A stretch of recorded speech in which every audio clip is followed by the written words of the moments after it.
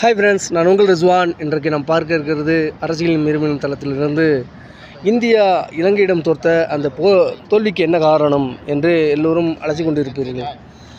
இந்தியாவுடைய ஆணவம் தான். முதல் மேட்ச்சில் இந்தியாவை நீங்கள் பார்த்தோன்னு சொன்னால் ஒரு T20களே 3 மேட்ச்களையும் தோற்ற அணி என்று அதை கேவலமாக பார்த்த பார்வை தான் இந்திய அணியுடைய தோல்விக்கு முக்கிய காரணமாக இருந்தது.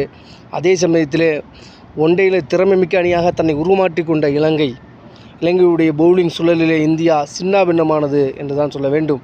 குறைந்த ரன் ஓட்டம் 230-240 ரன்களை அடிக்க முடியாமல் இந்தியா இன்றைக்கு 100 ரன் வித்தியாசத்தில் தோல்வியை தழுவி இருக்குது என்று சொன்னால், தன்னுடைய பேட்டிங் ஆர்டரில் மாற்றங்களை ஏற்படுத்தியது, ஸ்பின் பவுலிங்கில் எதிர்கொள்வதிலே அவர்களுக்கு ஏற்பட்ட சிரமங்கள் என்று ஏகப்பட்ட விஷயங்களை சொல்வதற்கு முன்னால் அவர்களுடைய ஆணவம் அவர்களை அழித்துவிட்டது. இந்திய அணியினுடைய ஆணவத்தை அவர்கள் மாற்றிக்கொண்டு அடுத்தடுத்த போட்டிகளிலே சிறப்பாக விளையாட வேண்டும் என்று நாம் விரும்புகிறோம்.